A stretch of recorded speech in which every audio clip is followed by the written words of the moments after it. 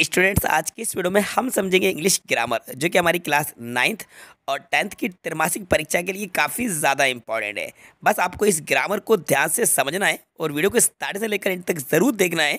इसके अलावा आपको एग्ज़ाम के लिए कुछ और ग्रामर पढ़ने की ज़रूरत नहीं पड़ेगी। चलिए वीडियो को शुरू करते हैं। अब देखिए, ये हमारा सेक्शन सी, जो कि ग्रामर का पोर्शन है। ठीक है, ये सभी बोर्ड्स के लिए काफ़ी ज़्यादा इंपॉर्टेंट है। पहला क्वेश्चन ये रहा आपके सामने, sun rises in the east. Option हमारे सामने ए इन द। बच्चों, आर्टिकल से एक क्वेश्चन पक्के में पूछा जाता है। हर एग्जाम में आर्टिकल से एक क्वेश्चन आता है, जो कि आपके सिलेबस में इंग्लिश ग्रामर का टॉपिक है। अब बताइए मुझे, इसका राइट आंसर क्या हो सकता है। बच्चों, इसका जो राइट आंसर होगा वो होगा the sun rises in the east, क्योंकि किसी भी नेचुरल थिंग के नेम के बिफोर हम आर्टिकल द का यूज़ करते हैं, क्योंकि द का यूज़ स्पेसिफिक थिंग के पहले किया जाता है। तो जो सन आपको देखने को मिल रहा है, सन, इस वजह से यहाँ पे हम द लगाएंगे। तो इस बात को आप याद रखिएगा, जो भी हमारी नेचुरल थिंग है, जैसे कि अर्थ है, मून है, स्टार है, इनके पहले आर्टिकल द का यूज़ होता है, इसलिए राइट आंसर हमारा द है। चलिए आगे बढ़ते हैं क्वेश्चन नंबर सेकंड की तरफ। I didn't buy mangoes. Option हमारे सामने सम, एनी, ये डिटर्मिनर है।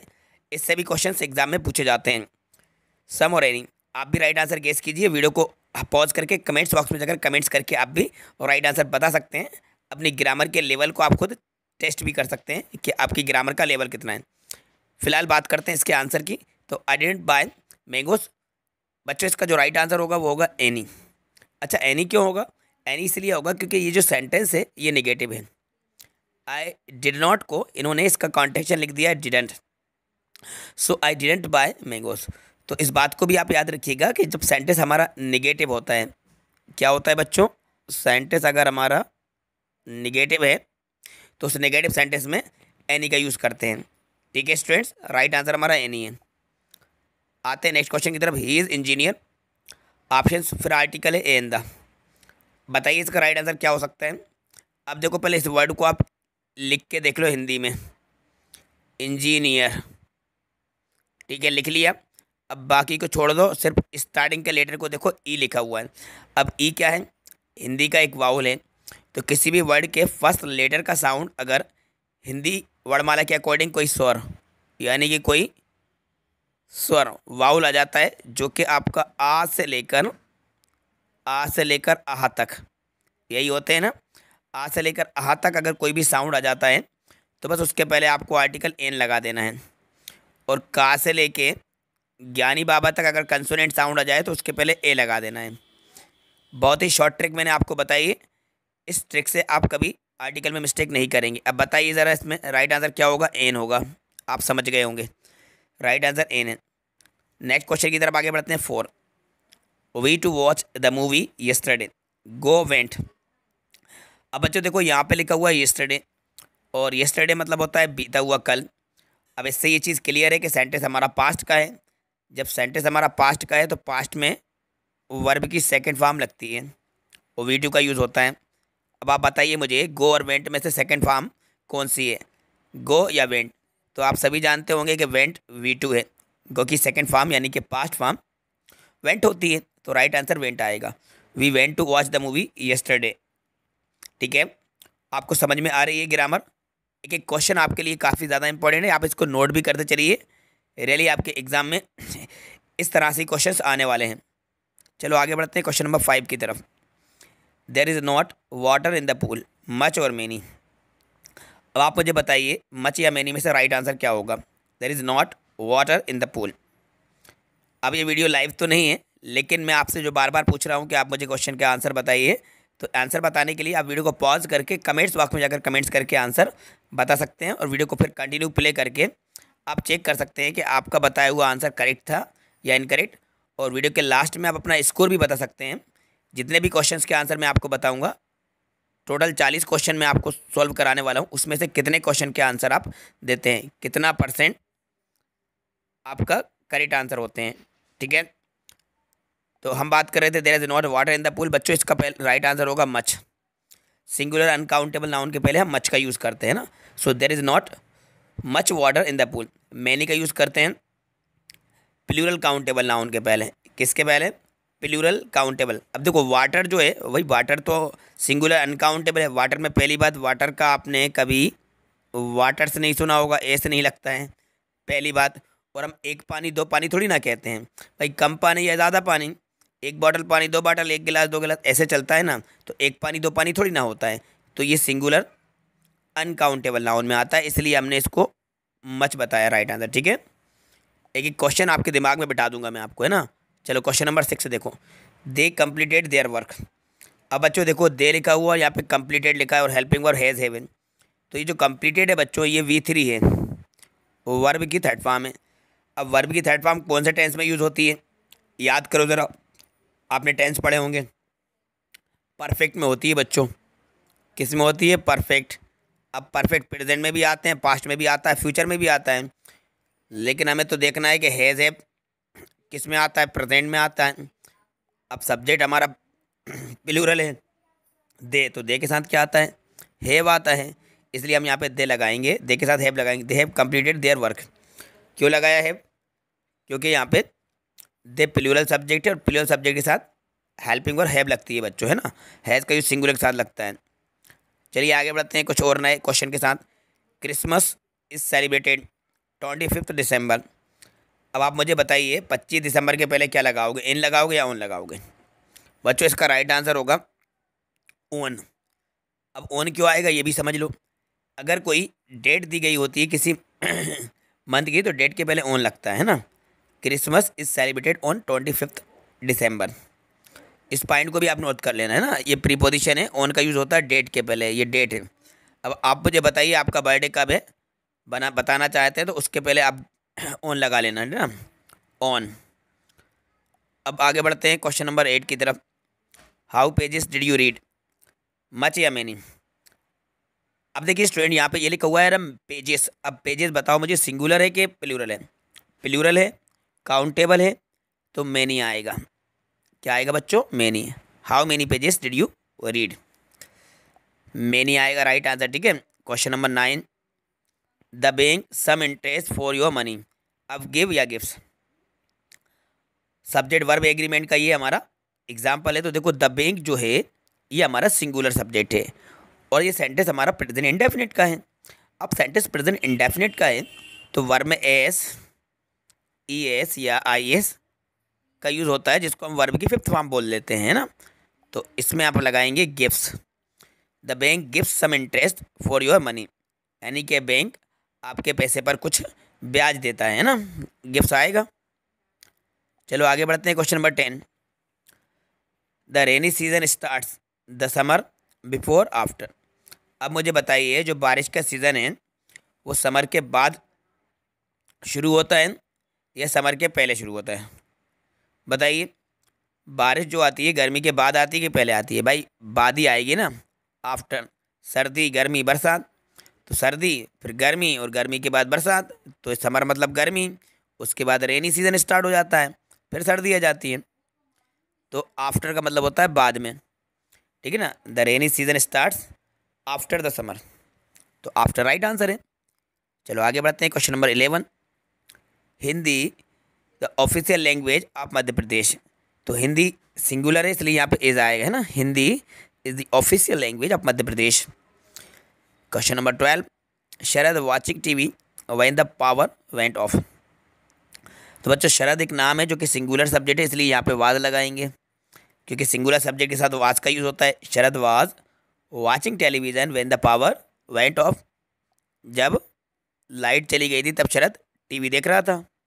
13, he is an American but his wife is. अब देखो यूरोपियन है बच्चों, इसका साउंड चेक कर लीजिए आप लिख के, यूरोपियन है ना, या साउंड आ रहा है। अब आपको यहाँ पे लेटर नहीं देखना है बच्चों, यूरोपियन में आपको इसका साउंड देखना है ना। या का कंसोनेंट साउंड है तो इसके पहले आप ए लगाएंगे, ए राइट आंसर है ना। ही इज़ एन अमेरिकन, वे एक अमेरिकन है लेकिन उसकी जो वाइफ है वो यूरोपियन है, तो यूरोपियन या का साउंड है, ए लगा देना है ना, ये ए लिख दे रहा हूँ मैं, ए राइट आंसर है। Question 14, honesty is best policy. इसमें भी आर्टिकल पूछा गया हमसे, a an the, honesty is best policy. बताइए मुझे इसका राइट आंसर क्या होगा, गलती मत करना। देखो बेस्ट लिखा हुआ है, सुपरलेटिव डिग्री है इसलिए द लगेगा, honesty is the best policy, ईमानदारी सबसे अच्छी नीति है। एक भी क्वेश्चन मिस मत करना स्टूडेंट्स, वीडियो थोड़ी सी और बची हुई है क्योंकि पूरे 40 क्वेश्चन हमें कवर करना है। आपको इस वीडियो को स्टार्टिंग से लेकर एंड तक ज़रूर देखना है, बीच में स्किप करके बिल्कुल नहीं जाना है। अगर स्किप करके चले जाओगे तो आप अपना नुकसान कर लोगे, इसलिए हर एक क्वेश्चन आपके लिए काफ़ी ज़्यादा इंपॉर्टेंट है, उसको ध्यान से समझिए। आगे बढ़ते हैं question number 15। Work carefully you will fall down. इसका राइट आंसर है otherwise. Work carefully otherwise you will fall down, ध्यानपूर्वक चलो अन्यथा तुम गिर जाओगे। 16 she works hard she will fail. She works hard she will fail, तो इसका राइट आंसर है अनलेस, क्योंकि रिजल्ट नेगेटिव निकल रहा है। देखो अनलेस शी वर्क्स हार्ड, यदि वे कड़ी मेहनत नहीं करती है तो वे फेल हो जाएगी, इसलिए अनलेस आएगा, है ना। अनलेस का मतलब होता है यदि नहीं, है ना, यदि नहीं। तो ये सेंटेंस का रिजल्ट हमारा नेगेटिव निकल रहा है, इसलिए हम यहाँ पे अनलेस लगाएंगे। ठीक है, चलिए question number 17। Anita is taller Sanjay. अब देखो ये डिग्री का है, अनीता का संजय से कंपेयर किया जा रहा है, तुलना की जा रही है ना। तो अब अनीता टॉलर है मतलब कि लंबी है, अब किससे लंबी है? संजय से, तो देन लगा देती हैं। कंपेयर डिग्री के बाद देन आता है, तो Anita is taller than Sanjay, Anita Sanjay से ज़्यादा लंबी है। 18 how water is left in the bottle. अब देखो वाटर के पहले मच आएगा, मैंने अभी आपको बताया था ऊपर। वी नीड मनी, तो देखो ये अफर्मेटिव सेंटेंस इसलिए सम आएगा, वी नीड सम मनी, है ना। परमिशन ली जा रही है, I take your pen, permission लेने के लिए मे का यूज़ करते हैं, I take your pen. Question number 21 Ravan was killed Ram. अब फ्रॉम या बाय, अब भाई देखो ये पैसिव वॉइस का है और पर्सन वाली बात चल रही है, तो बाय का ही यूज़ करेंगे, Ravan was killed by Ram. अब आते हैं 22 पे, है ना। We were making kites when father arrived, इसका राइट आंसर हो जाएगा, क्योंकि देखो बात हमारी पास्ट में चल रही है। वी वर मेकिंग काइट्स मतलब हम पतंग बना रहे थे जब फादर आए, तो अराइव्ड राइट आंसर आएगा। 23 he wanted to an engineer. अब यहाँ पे आपको टू इन्फिनेटिव का यूज़ करना है, तो बिकम लगाएंगे, है ना। He wanted to become an engineer, इसका राइट आंसर बिकम है, क्योंकि देखो टू आ रहा है तो टू के बाद हमें V1 का ही यूज़ करना होता है, टू के बाद वर्ब की फर्स्ट फॉर्म ही आती है, तो ही वांटेड टू बिकम। अब बढ़ते हैं 24 इज़ अ गुड एक्सरसाइज, तो walking is a good exercise होगा, ING लगेगा इसमें, है ना, ये एक नाउन की तरह काम करेगा, walking is a good exercise. अब बढ़ते हैं 25 की तरफ, the book is the table, तो the book is on the table आएगा। अगर किसी सरफेस के ऊपर कोई चीज़ रखी होती है तो वहाँ पर हम यूज़ करते हैं किसका? ऑन का। The book is on the table. I am not going to office, I am ill, इसका राइट आंसर बिकॉज आएगा। रीज़न बताया जा रहा है, I am not going to office, मैं ऑफिस नहीं जा रहा हूँ क्योंकि मैं बीमार हूँ, तो यहाँ पे आपको लगाना है बिकॉज। ठीक है, बिकॉज थोड़ी सी स्पीड मैंने बढ़ाई है, लेकिन आप इसकी स्पीड को स्लो करके देख सकते हैं, क्योंकि ये 40 क्वेश्चन हमें कवर करना है ना। 27 तक हम आ चुके हैं, कुछ ही क्वेश्चन लेफ्ट है ना। Sumit is the student in the school. अब देखिए बच्चों ये सुपरलेटिव डिग्री है, क्योंकि द के बाद सुपरलेटिव डिग्री आती है, तो यहाँ पे लिखेंगे वाइजेस्ट।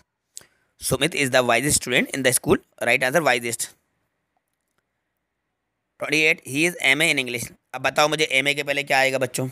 देखो MA को जब आप लिख के देखेंगे तो साउंड आएगा वाउल का, इसलिए एन लगा दीजिए। He is NMA। Health is than wealth, तो health is better, comparative degree है तो health is better than wealth. ठीक है। 30 every year 1000 of people die malaria, तो यहाँ पर राइट आंसर है of.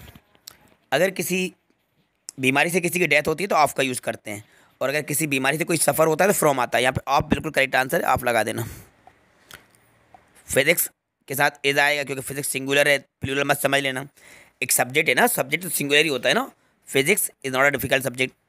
32 the chair was by the student, ये पैसिव वॉइस है तो पैसिव वॉइस में वर्ब की थर्ड फॉर्म आती है, V3 ब्रोकन।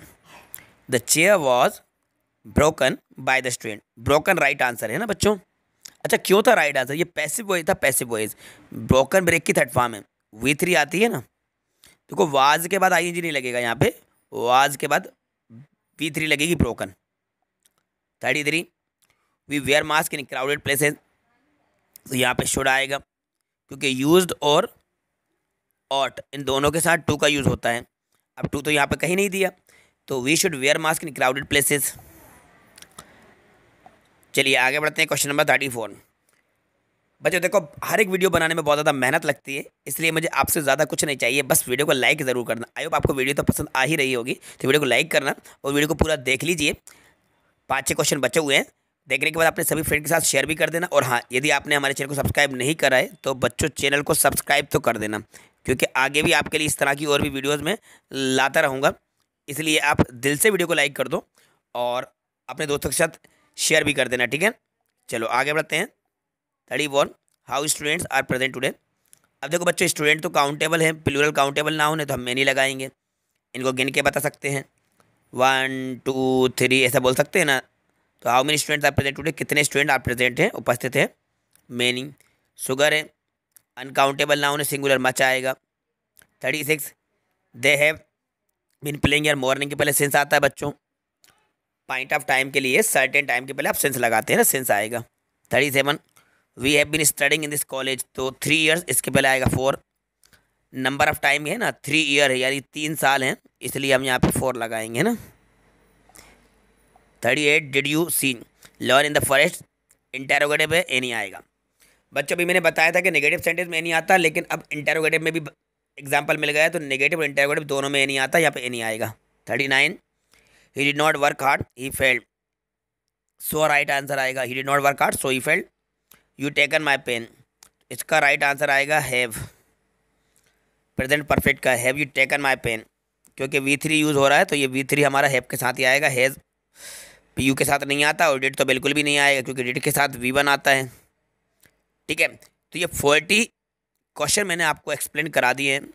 ये 40 क्वेश्चन आपके लिए काफ़ी ज़्यादा इंपॉर्टेंट है। क्लास 9th और क्लास 10th दोनों ही क्लासेस के लिए काफ़ी ज़्यादा इंपॉर्टेंट क्वेश्चन है। और ये सिर्फ तिमाही परीक्षा के लिए नहीं, त्रैमासिक परीक्षा के लिए नहीं, आपकी जो हाफ ईयरली एग्ज़ाम होने वाले हैं, प्री बोर्ड एग्ज़ाम होंगे, एनुअल एग्ज़ाम होंगे, जितने भी एग्ज़ाम होंगे उनके लिए जो वीडियो है और ये जो आपके ग्रामर है ये काफ़ी ज़्यादा इंपॉर्टेंट है। इसको आप नोट कर लेना, ठीक है, क्योंकि आपके बहुत ही ज़्यादा काम में आने वाली है। तो उम्मीद करता हूँ ये वीडियो आपको पसंद आई होगी, तो वीडियो को लाइक कर दीजिए, जल्दी से वीडियो को लाइक कर दीजिए और अपने दोस्तों के साथ शेयर भी कर दीजिए। और चैनल पर नए तो चैनल को सब्सक्राइब कर देना। हाँ, अपना स्कोर बताना चाहते हो, अगर आप प्रैक्टिस कर रहे थे तो वीडियो के लास्ट में कमेंट्स बॉक्स में जाकर कमेंट्स करके हम स्कोर अपना बता सकते हैं। Thanks for watching.